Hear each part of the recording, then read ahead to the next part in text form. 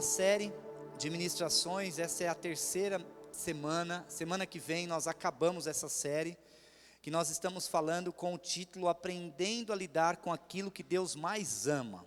E vocês sabem que aquilo que Deus mais ama são pessoas, são vidas.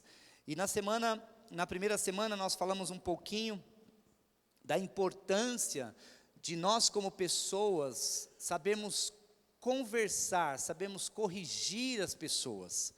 Na segunda semana nós falamos um pouquinho daquele senso crítico que muitas vezes nós como pessoas agimos criticando e reclamando. Então isso foi falado na segunda semana. E hoje eu quero entrar um pouquinho mais profundo aqui na palavra. Eu quero ir muito fundo na palavra aqui hoje, para que nós possamos realmente, queridos, nesse período dessa série, a minha expectativa é que nós como pessoas, como líderes, como pastores, como membros, como ovelhas, como pai, como mãe, como filho, nós possamos aprender a lidar com pessoas. Não tem jeito, se nós queremos crescer profissionalmente, se nós queremos crescer como pessoas, se nós queremos crescer como líderes, como igreja, nós precisamos aprender a lidar com pessoas. Então, hoje eu quero continuar lendo no texto que nós começamos, que é Mateus 7,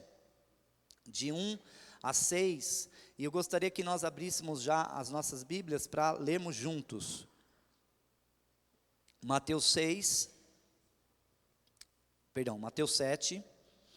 de 1 a 6. Diz assim: não julguem para que vocês não sejam julgados, pois da mesma forma que julgarem, vocês serão julgados. E a medida que usarem também será usada para medir vocês. Por que você repara no cisco que está no olho do seu irmão e não se dá conta da viga que está no seu próprio olho? Como você pode dizer ao seu irmão: deixe-me tirar o cisco do seu olho, quando há uma viga no seu? Nós lemos na primeira e segunda semana até aí, só que hoje nós vamos um pouquinho mais para frente, para que nós possamos entender todo o contexto do que Jesus está falando aqui. Aí continua: hipócrita, tire primeiro a viga do seu olho, então você verá claramente para tirar o cisco do olho do seu irmão. Não deem o que é sagrado aos cães, nem atire suas pérolas aos porcos. Caso contrário, estes a pisarão e aqueles, voltando-se contra vocês, o despedaçarão. Queridos, nessa parte aqui, Jesus, quando nós lemos, e tem algumas, essa parte do que nós estamos lendo, estudando, do que Jesus está falando aqui é muito forte. É muito forte. Nós precisamos ter muita revelação para deixar essa palavra entrar nos nossos corações e fazer mudança nas nossas atitudes. Mas são palavras fortes. Só que aqui, nessa parte, Jesus menciona uma palavra que realmente, queridos, é que, na verdade, nós precisamos ter discernimento para traduzir o que Jesus está dizendo aqui.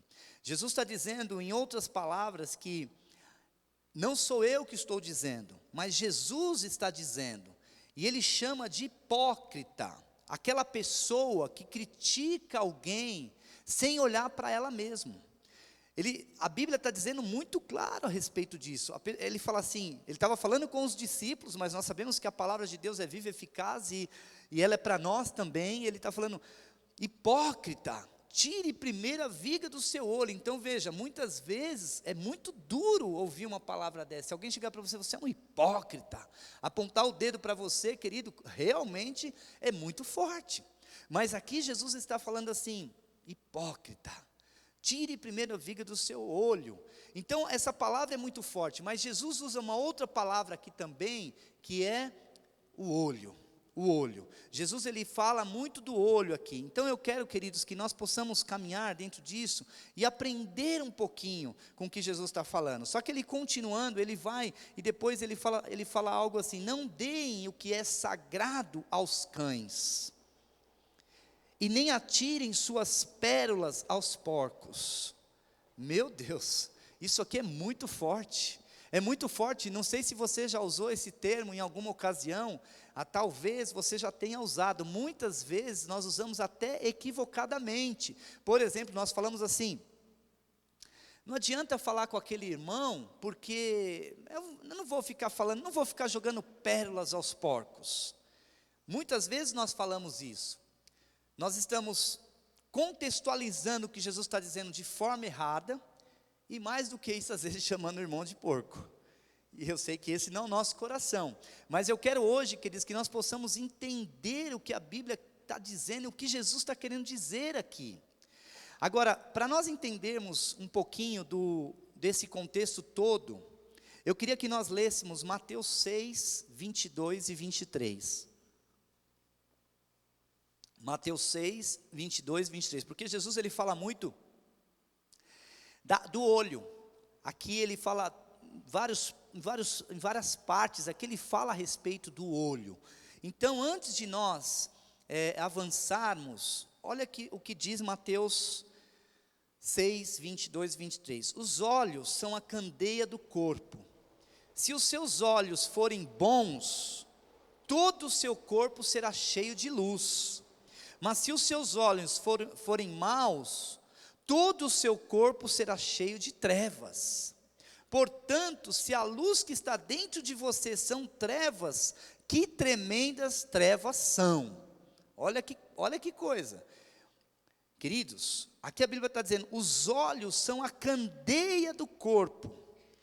Se os olhos forem bons, todo o seu corpo será bom, será cheio de luz. O que significa, queridos, que o meu olho, ele capta as informações, ele pega tudo que está ao redor e ele joga para dentro do meu coração, ele joga para dentro de mim, e aí com isso, o que começa a acontecer? Eu começo a racionalizar todas as situações, através de um olhar. O meu olho, quando eu estou olhando, ele está captando, e as imagens vão entrando, as situações vão entrando. Daqui a pouco, o que acontece? Eu começo a racionalizar, eu começo a trabalhar, eu começo a discernir, eu começo a julgar, eu começo a falar em cima de um olhar. Então, a questão, queridos, é que tudo que nós vamos fazer, tudo que nós vamos, a nossa atitude começa com os nossos olhos. Começa com os nossos olhos. E Jesus aqui, ele deixa muito claro a importância de nós, como cristãos, termos olhos espirituais. A Bíblia diz que nós não devemos ver ninguém segundo a carne, ninguém. Nós temos que olhar todas as pessoas pela ótica espiritual. Pedro era um discípulo de Jesus, todos sabem disso, um grande discípulo, um homem de Deus. Mas Pedro, antes de ser um grande homem de Deus, de ser um grande discípulo, ele era cana, ele era frágil, ele era sensível, uma hora ele estava bem, outra hora ele estava mal. Esse era Pedro. Mas Jesus mudou a identidade de Pedro, transformou Pedro em rocha. Mas por que Jesus transformou Pedro em rocha? Porque eu creio, queridos, que quando Jesus bateu o olho em Pedro, ele não viu Pedro como cana. Ainda que ele declarou, ele não viu Pedro como cana, ele no fundo, ele já estava vendo uma rocha. O que eu quero dizer com isso, que tudo o que vai acontecer, queridos, nas nossas vidas, começa com um olhar, começa com uma visão, e muitas vezes, nós não temos discernimento espiritual para julgar uma situação, e nós simplesmente, pelo olhar, pela visão, dizem, né, que tem um ditado que diz, a primeira impressão é a que fica, mas nem sempre nós temos que considerar esse ditado para as nossas vidas, porque às vezes nós também temos que pensar naquilo que fala que nós não devemos julgar o livro pela capa. Eu não sei se você já comprou livro só olhando a capa. Muitas vezes nós se surpreendemos. Os livros geralmente que só olha pela capa, você vai comprar ele, pode ser bom ou pode ser ruim. Agora, queridos, o julgamento que a Bíblia está falando aqui, ele começa com uma ideia, Ele começa com pensamento, mas ele nasce com uma declaração. O julgamento, ele começa com pensamento, com uma ideia, que começou pelo olhar. Então, de repente, eu chego aqui nessa igreja e falo, olha, essa igreja aqui, como pode? Tem 600 cadeiras aqui, tem 200 vazias, cadê o restante da igreja? Então, primeiro eu olhei, depois eu pensei, depois eu declarei, eu falei, eu julguei. Então, geralmente, queridos, começa dessa forma. Por isso que nós, como líderes, como irmãos, como pessoas, nós precisamos pedir revelação para o Senhor, para que o Espírito Santo possa produzir o que nós acabamos de ler, que os nossos olhos possam ser olhos santos, amém? Que as nossas vistas possam ser vistas santas, que nós possamos ter olhos de Deus, que nós possamos ter olhos de Jesus para as coisas, e principalmente para as pessoas. Isso faz toda a diferença no dia a dia, queridos. Agora, caminhando aqui, quando nós lemos assim, não deem o que é sagrado aos cães, nem atirem suas pérolas aos porcos, caso contrário, estes as pisarão, e aqueles, voltando-se contra vocês, os despedaçarão. Aqui, queridos, é muito importante nós temos uma visão clara do que Jesus está querendo dizer. Temos aqui revelação do que Jesus está querendo dizer. Porque se nós simplesmente lermos isso aqui, passarmos por cima, realmente nós vamos perder o que é melhor, o que está por trás dessas palavras. A primeira coisa que eu quero falar com você é assim: não deem o que é sagrado aos cães. Aqui é uma figura de linguagem. Jesus, ele está usando uma figura de linguagem, mas em outras palavras, Jesus está querendo dizer o seguinte, sabe, nada adianta você ficar falando para alguém algo que você não tem certeza. De nada adianta eu pegar as minhas palavras, que são palavras sagradas, que tem poder de morte e vida, e jogar em um ambiente, e jogar em uma reunião, em jogar em uma conversa, seja no contexto de igreja, seja no contexto familiar, ou seja no contexto profissional, seja qual for o contexto. Em outras palavras, Jesus está dizendo o seguinte: nada adianta você pegar o que é sagrado, a sua fala, que tem poder de declarar vida na vida das pessoas, para criticar, para falar mal, para amaldiçoar, para reclamar, ou pior, reunir um grupo de pessoas, ou mesmo uma pessoa só, e de repente, aquilo que é sagrado, as minhas palavras que são pérolas, eu estou jogando como se fosse para os porcos, jogando fora, declarando, fazendo umas declarações que não vai chegar a lugar nenhum. Queridos, nós precisamos ter discernimento disso, porque as palavras que nós estamos declarando aqui, queridos, é algo poderoso. Você tem poder de declarar a palavra de vida, porque nós vamos declarar palavras de morte na vida das pessoas. Nós temos a oportunidade de olhar tudo pela ótica de Deus e não criticar, porque nós vamos criticar. Nós temos a oportunidade de fazer uma declaração sem julgamento, porque nós vamos julgar. A Bíblia está dizendo que quando nós fazemos isso, nós estamos pegando o que é sagrado e dando aos cães, atirando pérolas, as pérolas porque, queridos, as pérolas que Deus coloca nas nossas vidas, você é uma pessoa inspirada pelo Espírito Santo, não pode sair da sua boca, nem da minha, palavras de maldição, palavras de derrota, palavras que não vai dar certo, palavras de crítica, palavras de julgamento. Nós precisamos tomar posse de uma nova vida, uma vida ressurreta, uma vida de santidade, uma vida de homem e mulher, segundo o coração de Deus, amém, querido? Você recebe isso na sua vida? Se você recebe, diga amém. Nós precisamos tomar posse disso. E aqui, uma coisa que Deus tem falado muito comigo, quando nós julgamos as pessoas, muitas vezes, queridos, nós julgamos os outros, isso é muito comum acontecer. Mas no fundo, muitas das vezes, nós precisamos orar muito, para nós não, em pouco tempo, nós não cairmos no mesmo erro. Perdão, não cairmos na mesma condição da pessoa nos julgar. Isso é muito sério. Isso serve para o contexto de igreja, isso serve para o contexto profissional, para o contexto pessoal, todas as áreas. E um outro perigo que nós corremos, sabe qual é? Às vezes nós julgamos as pessoas e nós não sabemos quando nós vamos precisar dessas pessoas. Nós não sabemos quando essas pessoas vão poder nos ajudar e muitas das vezes nós julgamos. Por isso eu creio, queridos, eu estou dedicando 4 semanas para falar desse assunto. Por quê?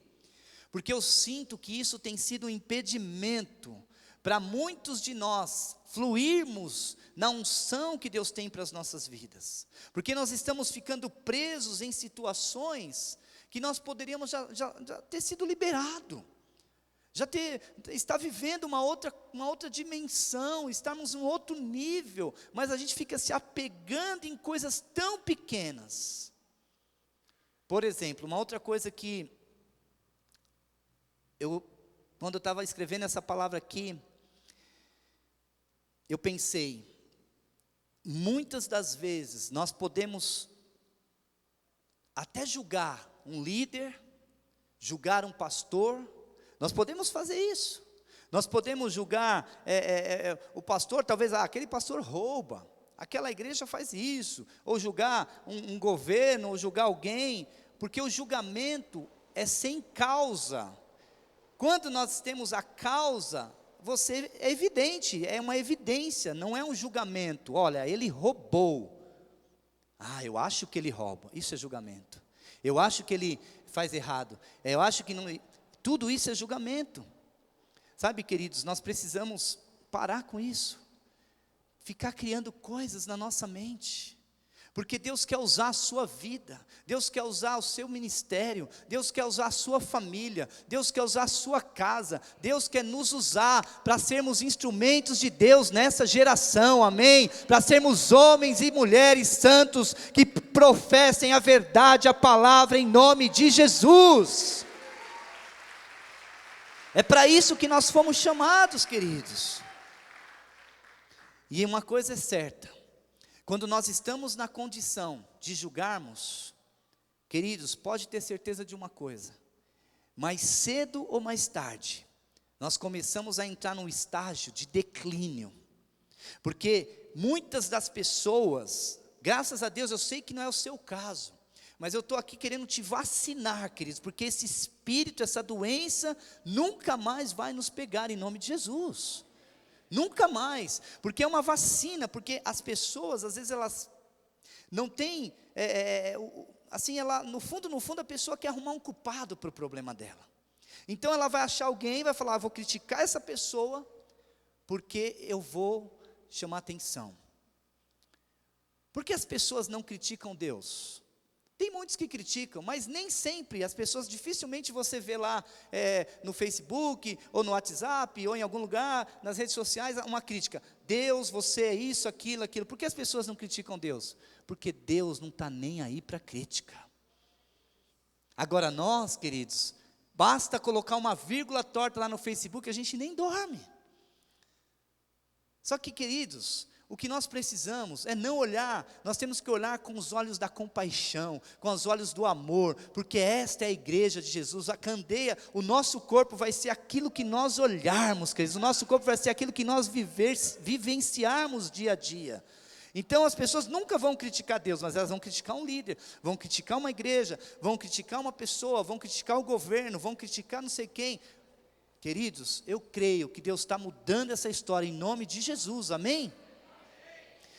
E uma vez que nós passamos a criticar, automaticamente nós criamos um tribunal. Quantos almoços se transformam em tribunal? Vamos colocar um réu. Quem é o réu? É o pastor Cleiton. Então ele está sentado aqui, invisivelmente, talvez coloque uma foto minha lá, e vamos julgar, e vamos falar, e vamos amaldiçoar. Queridos, isso é jogar pérolas aos porcos, isso é perca de tempo. O único que vai ser afetado nisso é a pessoa que está falando mal. Por isso eu creio, queridos, que nós não podemos mais concordar com isso, não podemos aceitar, porque 2, 3, 4 pessoas vão para um tribunal e começam a falar, e começam a julgar, se sentem juízes, e nós não temos esse direito, e a Bíblia chama esse tipo de pessoas de hipócrita, mas eu sei que aqui não tem nenhum hipócrita em nome de Jesus, amém, queridos? Aqui tem homens e mulheres, líderes santos, separados com propósito em nome de Jesus. E para concluir, eu quero contar aqui rapidinho uma história, muito, muito importante e verídica. Abraham Lincoln, vocês já ouviram falar nesse homem? E esse homem, quando ele tinha acabado de ser morto, uma pessoa do ministério dele lá de guerra entrou para ver a situação, e encontrou ele lá, morto. Queridos, esse homem, quando encontrou Abraham Lincoln caído, ele disse a seguinte frase: aqui está o mais perfeito governante que o mundo já viu. Essas foram as declarações desse ministro de guerra. Mas a história poderia ter sido outra, se Abraham Lincoln não tivesse mudado. Quando jovem, Abraham Lincoln era um cara muito crítico, muito crítico. Ele criticava tudo e todos, ele criticava verbalmente e por escrito. Hoje, talvez se Abraham Lincoln não tivesse vivo e estivesse vivendo nessa época, sem realmente ter mudado de vida, ele ia ter todas as ferramentas possíveis, tinha Facebook, tinha não sei o que, tinha isso, tinha aquilo, ele ia ter tudo para criticar. Então, ele criticava, e ele colocava no jornal as críticas dele.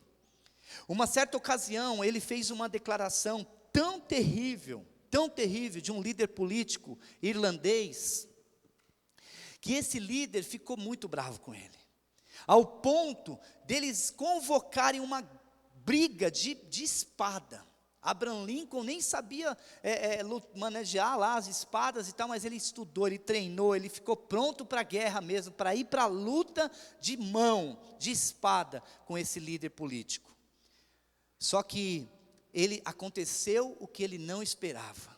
Sabe o que aconteceu? A guerra marcada, a luta marcada, ia ser lá perto de um rio, num parque, tudo lá pronto, e ele estava pronto para realmente ir lá e lutar com um cara de espada. Só que, no dia da luta, ele recebeu a notícia do outro lado: eu não vou lutar.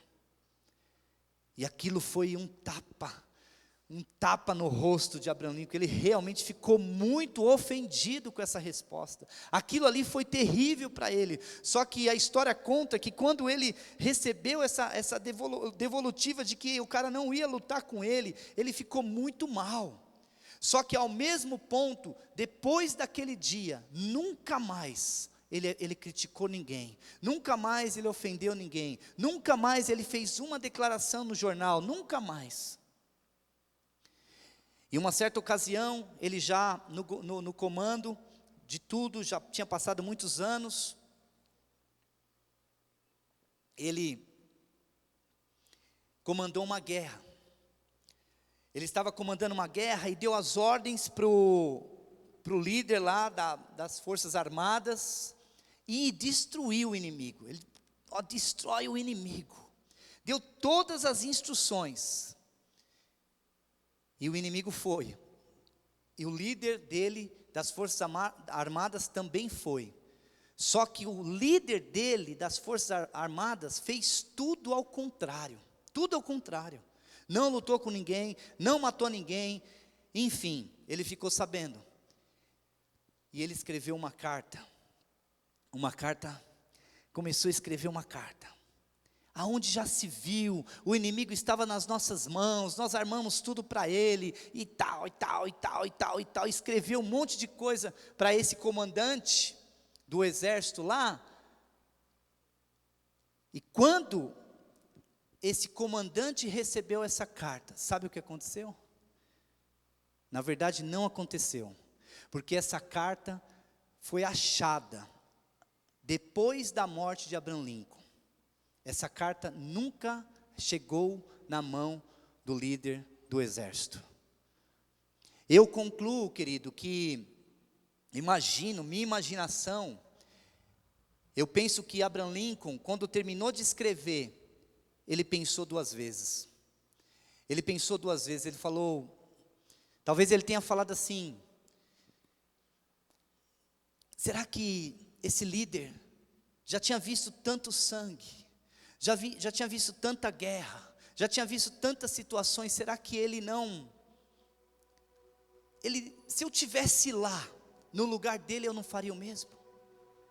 Ao invés de eu ficar, imaginação minha, ao invés de eu ficar aqui comandando, dando ordens, se eu tivesse no lugar desse líder, o que eu faria? Eu imagino que Abraham Lincoln deve ter pensado nisso.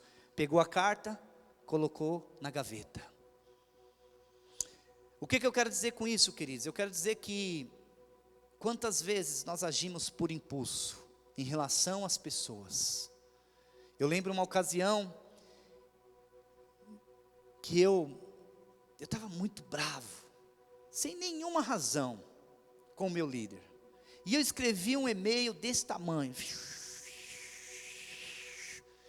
Na hora de apertar o enviar, eu pensei duas vezes. E eu não enviei. A melhor coisa que eu fiz, fui orar, e depois eu pedi perdão, conversei, se acertamos, mas eu não enviei. Quantas vezes, queridos, nós estamos diante de situações que nós agimos por impulso e queremos, como Abraham Lincoln, pegar a espada e lutar com as pessoas, e se possível, arrancar o pescoço das pessoas, arrancar o braço das pessoas, arrancar a língua das pessoas, arrancar a perna das pessoas. Quantas vezes nós estamos tão irados, tão nervosos, tão irritados com tantas coisas, nós falamos: não, isso não é justo, isso está errado, eu preciso de justiça. Mas se nós voltarmos os nossos corações para a cruz e olharmos para Jesus, Jesus tinha todas as razões para não subir naquela cruz. Jesus tinha todas as razões para dizer não. Jesus tinha todas as razões para não pagar o pecado por mim e por você, mas por amor Ele pagou. Queridos, o que nós precisamos hoje é ser revestidos desse amor, sermos revestidos de uma compaixão que não é humana, ao ponto das pessoas falarem: você está louco. Eu estou louco, mas eu estou aqui para crucificar minha carne e para exaltar o Rei dos Reis, para servir em amor. Queridos, que você possa realmente tomar posse dessa palavra e aprender a viver, sabe, como Jesus vivia, não olhando segundo a carne, mas segundo o Espírito. Amém, queridos? Então vou pedir para você ficar em pé, fechar os teus olhos, nós vamos concluir já, mas eu queria que você, antes de nós liberarmos para a rodinha, pudesse junto aqui com o louvor, pudesse adorar, pudesse deixar